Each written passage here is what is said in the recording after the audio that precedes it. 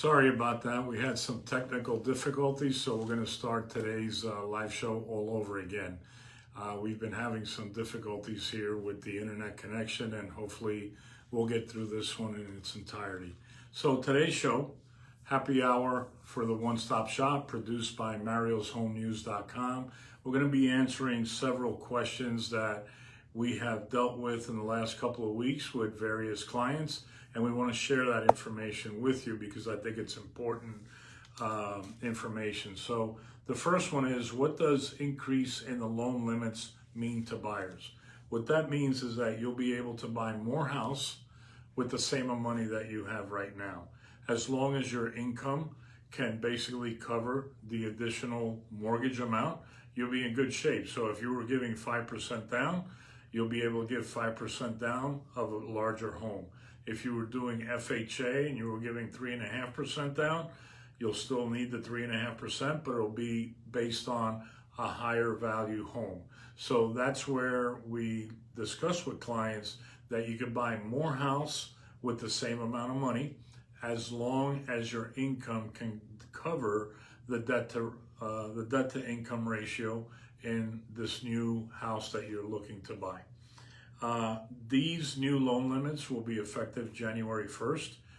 They usually get introduced at the end of November, early December for the following year, and they have been officially announced by Fannie and Freddie Mac over the last 2 weeks. So we have a lot of clients that are looking forward to those changes effective January 1st. Can first-time home buyers qualify for a multi-unit purchase? And the answer is yes. When we talk about multi-unit purchase for FHA and for conventional, we're talking about duplex, triplex, and fourplex. And many young first-time home buyers do consider this multi-unit purchase because not only do they get to live in one of the units, they also get a chance to generate income from the other units. So in the case of a duplex, the buyer lives in one unit and then they get income from the second unit. In a triplex, they live in one unit and they get income from two other units, almost paying for the entire mortgage, taxes, and insurance that they have.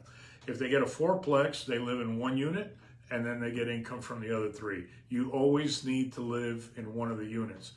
We're working with several young adult buyers that like this concept for various reasons. One, they like to generate the income in order to help them pay for their mortgage, taxes, and insurance.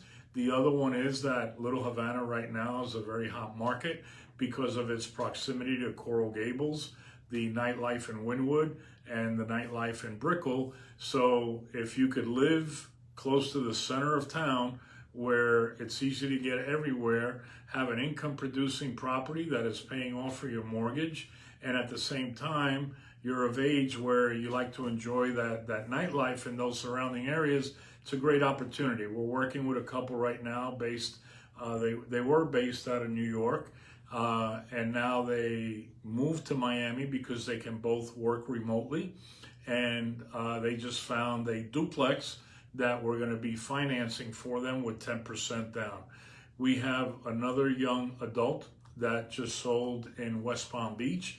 They want to move back to Miami because there's not a lot to do for a young person up in West Palm.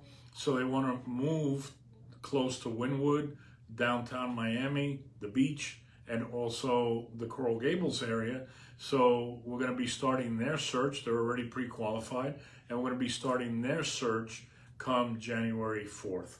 So it's a great opportunity for first-time home buyers, for young adults that want to be close to the action. It's a great opportunity for both. Are there any changes for reverse mortgages in 2021? And the answer is yes. The loan limits for reverse mortgage is going up north of $800,000. That means that now you could buy a property worth between $800,000 and $850,000. You put half of that value down, and then you could live there for the rest of your life without a mortgage payment. So let's say you were buying a $600,000 home. You could put about $300,000 into that home. That'll cover the mortgage and the closing cost. And the only thing you'll be responsible for is the taxes and the insurance. You'll have no mortgage payment. And it's a great deal. It really is for seniors that are looking to downsize, and for some seniors that are looking to duplicate maybe what they had up north or in the Midwest and they're coming down to sunny Florida. It's a great opportunity for the reverse mortgage purchase because you don't have to put all your money into the property. You could save half the money and put that into your reserve account in case of an emergency. So the next thing is, why is it so difficult to buy a house for first-time home buyers right now? Well, there's multiple reasons. First of all, the inventory on available houses, and most first-time home buyers are buying somewhere between $250,000 and $400,000. And in that price range, there's a shortage of homes. The inventory is at an all-time low, and that's as a result of the low interest rates.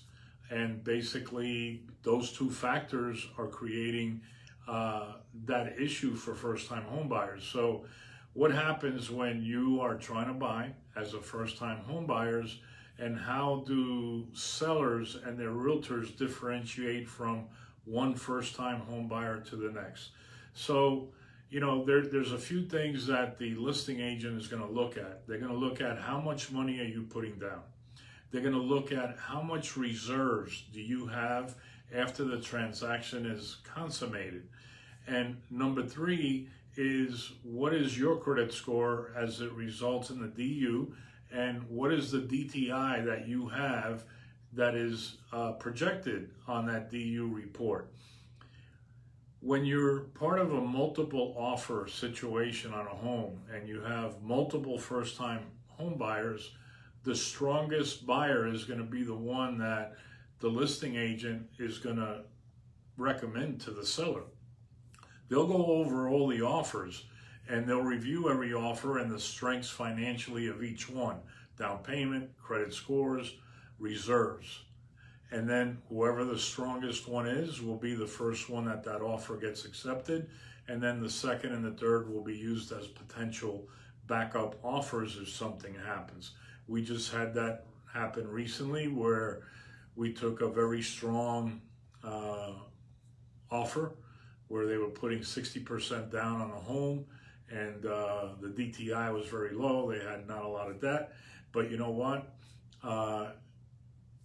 During the inspection period, they did the inspection, and then all of a sudden, one of the borrowers lost their job. So they could no longer afford the home. They had to cancel the contract, and we went to the backup offer. And the backup offer has already done their inspection, has already scheduled the appraisal for tomorrow. So we are very positive that we are back on track. There was only a 3-day lapse between one buyer and the next. And we look forward to closing that transaction by the end of the year, if not the latest, the first week in January. So what is a DU approval? A DU approval is the most recognized approval document that is used within the real estate and finance community. It basically tells the individual that's reviewing the DU, basically the listing agent, for the sellers, that is who it's presented to with a contract. It gives them the income information of the borrowers. It gives them their credit scores for the borrower. It gives them how much credit debt they have outstanding. It gives them basically their debt to income ratio. It also gives them how much money they currently have in savings and how much money they're going to have available after closing. The reason that last number is important is because if something happens during the inspection period, or even if the appraisal comes in short, that reserve account becomes important to that buyer because they'll have the money to be able to negotiate some things, and they'll be able to basically improve their offer at that point if they really want the house. It's also a safety net for the seller, because the seller wants to make sure that if anything happens during the transaction, that buyer is going to have those reserves available to be able to close on the account. So those are the questions that I'm answering today. If you have any other questions, feel free to give me a call here at the office, 305-598-1600, or on my cell, 305-588-0451. This is the weekly open line Facebook Live happy hour show for the One Stop Shop.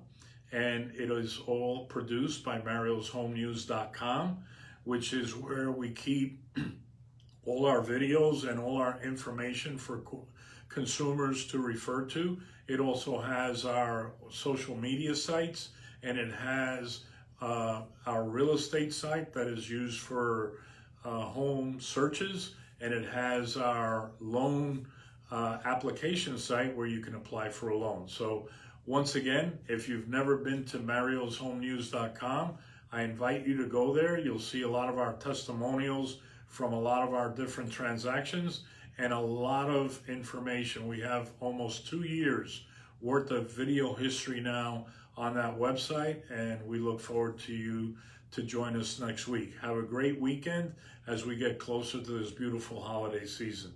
Make it a great day.